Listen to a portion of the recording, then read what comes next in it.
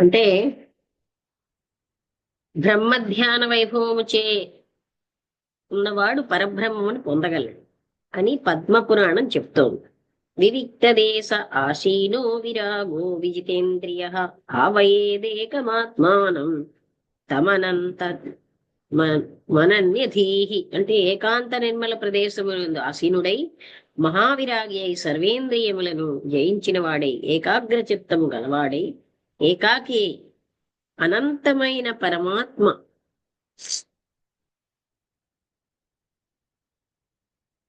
అభేద భావన చేయవలేను అని ఆత్మబోధము చెప్పుచున్నది.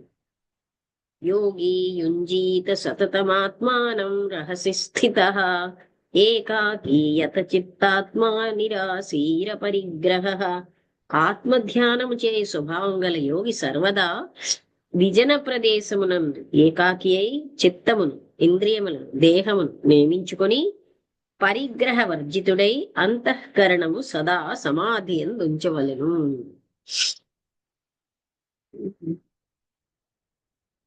ప్రశాంతాత్మా విగతభీః బ్రహ్మచారి వ్రతే స్థితః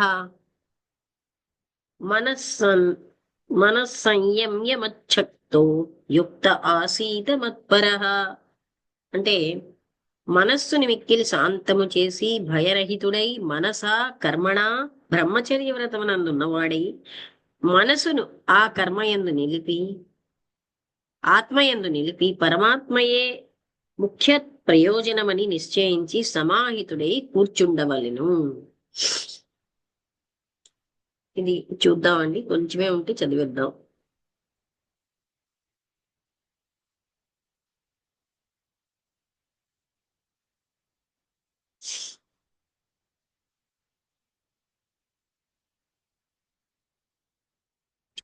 చదివే 1 3 అంటే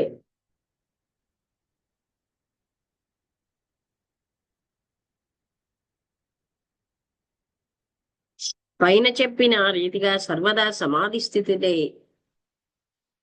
మనసును లయము చేసిన యోగి సర్వేంద్రియ నిగ్రహము కలవాడై మోక్షమే పరమావధిగా గలదియు ఆ అధీనమగు సర్వోపద్రవ రహితమైన శాశ్వతానంద మోక్షము ఎవడు శాంతిని అంటే అనే శాంతిని పొందుతాడు. యస్ శాస్త్ర విధి ముత్సృజ్య వర్తతే కామకారత నస సిద్ధిమవాప్నోతి న సుఖం న పరాం గతిం. ఎవడు శాస్త్రంలో చెప్పబడిన తపోధ్యాన అర్చన పూజాదులను అతిక్రమించి స్వేచ్ఛగా నిరీశ్వరుడై సంచరించును వాడు తత్వజ్ఞానమును పొందజాలడు. ఇహలోక సుఖము కూడా అనుభవింపడు, పరలోక సౌఖ్యమును సిద్ధింపదు. తస్మాత్ శాస్త్రం ప్రమాణం తే కార్యాకార్య వ్యవస్థితౌ జ్ఞాత్వా శాస్త్ర విధానోక్తం కర్మ కర్తుమిహార్హసి. అందుకని అర్జున ఈ పని చేయాలి, ఈ పని జ్ఞాని అయిన వాడు చేయరాదు అనే విషయమే నీకు శాస్త్రమే ప్రమాణం. కాబట్టి శాస్త్రమునందు చెప్పబడిన యజ్ఞదాన తపములను ఆ కర్మముల యందు ఫలమును విడిచి దాని ఫలం మోక్షమని తెలుసుకుని విధి ప్రకారము ఆచరింపు. ఇది శ్రీకృష్ణ స్వామి యొక్క మహోపదేశం, కృష్ణుడి యొక్క. నగచ్చతి వినా పానం వ్యాధిరౌషధ శబ్దతః వినా పరోక్షానుభవం బ్రహ్మ శబ్దైర్న ముచ్యతే. బ్రహ్మ శబ్దైర్న ముచ్యతే అంటే రోగము గలవాడు ఔషధం సేవించి పద్యముగా ఉంటేనే గాని రోగశాంతి కనబడదు.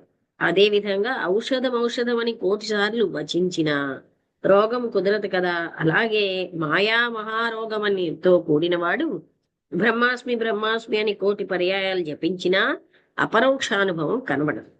పరిపూర్ణ సిద్ధి కోసం సమధమాది గుణములతో కూడి శ్రవణ మనన నిధి ధ్యాసనములు నిశ్చయముగా చేయవలెను. లేకపోతే ప్రకృతి వికృతులు దీనిని విడిచి పోవజాలం. అకృత్వా శత్రు సంహారమగత్వాఖిల భూశ్రయం రాజాహమితి శబ్దాన్నో రాజ భవితుమర్హతి. భూశ్రయం రణరంగంలో ధీరుడై శత్రు సంహారం చేసి మహామండలాధిపత్యము పొందక నేను రాజు అంటే మాత్రము రాజు అవుతాడా? కాడు కదా. అలాగే ఇంద్రియములనే సైన్యములను మనశ్చిత్తాహంకార బుద్ధులనే మంత్రి ప్రభృతులకును సంహరింపక మోక్ష సామ్రాజ్య పట్టాభిషిక్తుడైన రాజయోగి కానేరడు. శరీర పోషణార్థి ఆత్మానం దిదృక్షతి రాహం దారుధియా ధృత్వా నదీం తర్తుం సగచ్చతి. ఎవడు దేహరక్షణను కోరువాడై పరమాత్మను దర్శించుటకై ఇచ్చగించుచున్నాడో వాడు కొయ్యే అనే బుద్ధిచే గొప్ప మొసలిని పట్టుకుని నదిని దాటితో బోచును వాలి వలె ఉండును. అంటే ఒక నది యందు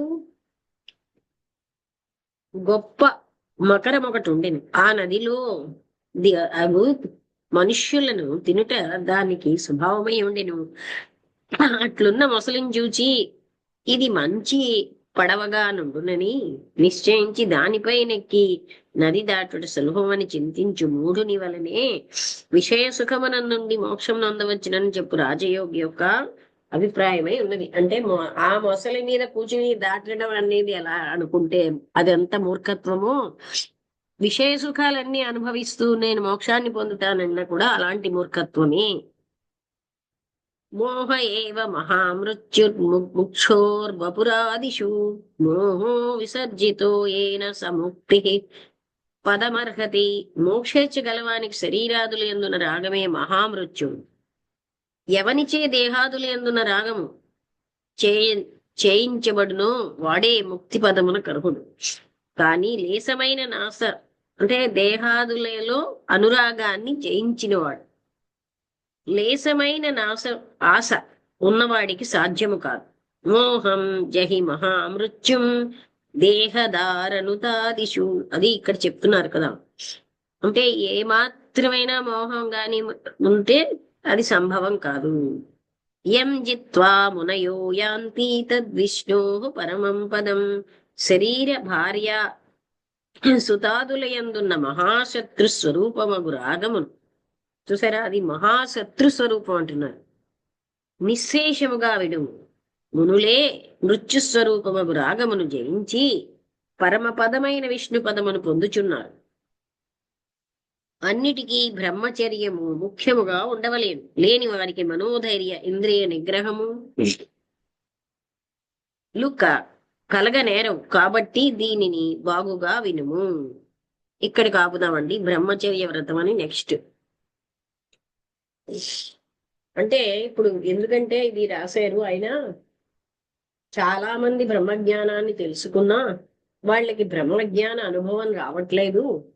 ఎందుకు రావట్లేదు అని ఆయన పీఠికలో రాశారు. అంటే మనమేమో నీ మోహం వదులుకో, ఇందాక చెప్పారు కదా, భార్యాపుత్రాదుల్లోని అనురాగం వదులుకో, తర్వాత ధనేచ్ఛ అలాంటివన్నీ వదలకపోతే ఆ వైరాగ్యం అనేది మొదటి అర్హత. వైరాగ్యం అనేది లేకపోతే ఇప్పుడు చెప్పారు కదా ఇవన్నీ చేయొచ్చు అయినా మోక్షం పొందొచ్చు అంటే అర్థం ఏంటి? మానవులను తినే మొసలి మీద కూర్చుని తీరం దాటాలనుకున్న వాటిలాగా ఆ మొసలి వాడిని తినేస్తుంది. అలాగే ఈ ఇంద్రియ సుఖాలన్నీ వాడిని సర్వనాశనం చేసేస్తాయి. అందుకని ఇంద్రియ మనోనిగ్రహాలు లేని వాడికి అది సంభవం కాదు అని రిపీటెడ్ గా చెప్తున్నారు ఎన్నో శ్లోకాలు గీతలో. అందుకనే కృష్ణమూర్తి అలా అంటున్నారు కదా, శ్రీకృష్ణుడు చెప్పాడు. ఏమైనా మాట్లాడతారా ఎవరైనా? ఎవరైనా ఇవన్నీ ఉంది నీకు మోక్షం వస్తుందిలే అని చెప్తున్నారు అంటే అది అలాంటి గురువులు కూడా కరెక్ట్ గురువులు కాదు. అది మనం గ్రహించాలి. ఏమైనా అడుగుతారా?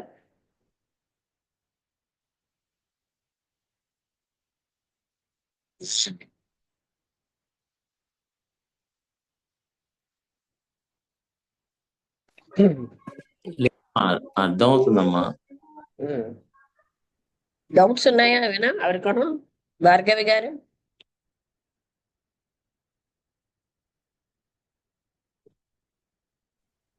అమ్మ నమస్తే అమ్మ, నేను ఈశ్వరరావుని. చెప్పండి.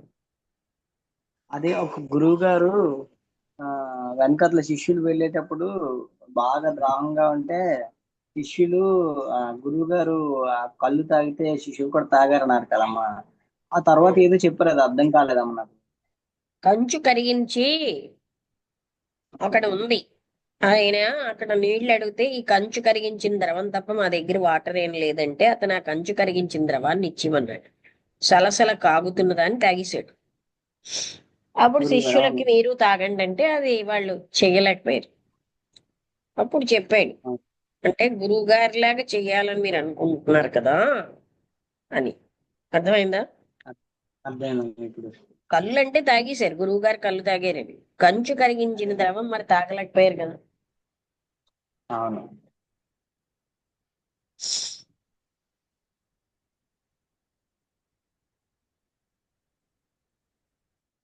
అందుకని శుష్క వేదాంతం, తమోభాస్కరం అంటే తమస్సు అంటే అంధకారం.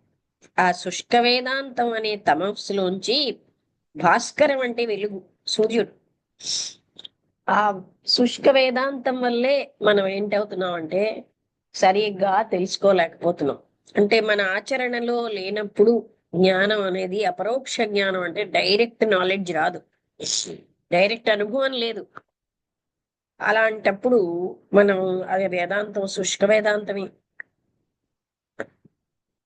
అందుకని నిజంగా ఆ డైరెక్ట్ గా అనుభూతి చెందాలి. అపరోక్షం, పరోక్షం కాని అనుభూతి రావాలంటే ఇంద్రియ మనోనిగ్రహాలు అన్నిటికంటే వైరాగ్యం, ఇవి చాలా అవసరం. వైరాగ్యం లేని మనస్సుకి ఆ జ్ఞానం అబ్బదు. మాటలు చెప్తాం కానీ లోపల వైరాగ్యం లేకపోతే అక్కడ జ్ఞానం నిలవదు.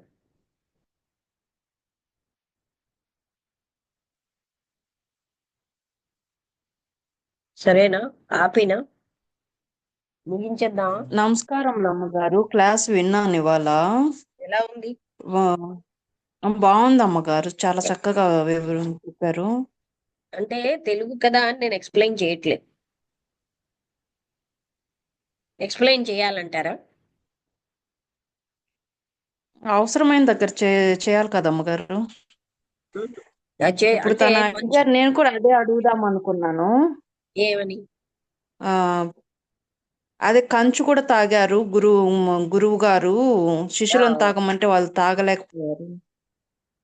ఈశ్వర్ అంటే గారు అడిగారు గురువుని అది. ఇమిటేట్ చేద్దామంటే కళ్ళు తాగేశారు కానీ కంచు సలసల కాగుతున్న మరుగుతున్న కంచుని తాగలేకపోయారు కదా గురువు, అది కూడా తాగేడు. అమ్మగారు.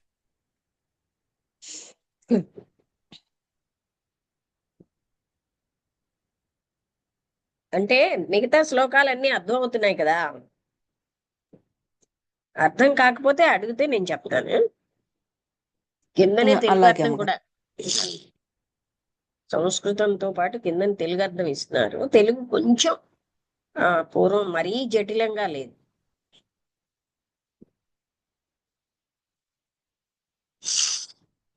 ఇది మలయాళ స్వామి గారు రాశారు. సో ఇంకా ఆ, రేపటి నుంచి మళ్ళీ కృష్ణమూర్తి గారు.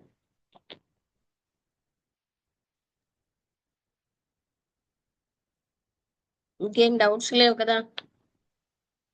ఏం లేవు అమ్మగారు. ఉమ్. ఆయన పీఠికలో రాశారు, ఎంతో మంది జ్ఞానం తెలుసుకున్నా వాళ్ళకి అనుభూతి ఉండదు. ఎందుకు ఉండట్లేదు అంటే ఆచరణలో వైరాగ్యం లేదు, ఇంద్రియ మనోనిగ్రహాలు లేవు. దాన్ని ఏమంటారు? ఇంద్రియ నిగ్రహం, మనోనిగ్రహం, సమం దమం, ఇవి సమదమాది షట్కాలు 6 ఉండాలి. అప్పుడే మాత్రమే వాళ్ళ మనస్సు నిశ్చలమై అనంతమైనటువంటి అనుభూతి వస్తుంది. అది లేని వాళ్ళకి రాదు. ప్రాపంచిక విషయ సుఖాలే ముఖ్యం అనుకున్న వాళ్ళకి ఆ అనుభూతి రాదు.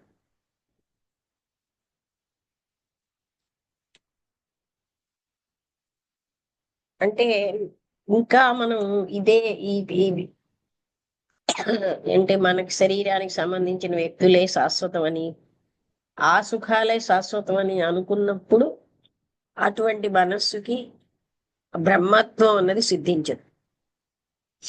అది ఆయన చెప్పబోతున్న విషయం అంతా అది. శిష్యుడు ప్రశ్న అడుగుతున్నాడు, గురువు గారు సమాధానం చెప్తున్నారు. ముగించేద్దాం, వాళ్ళకి ముగించేద్దాం.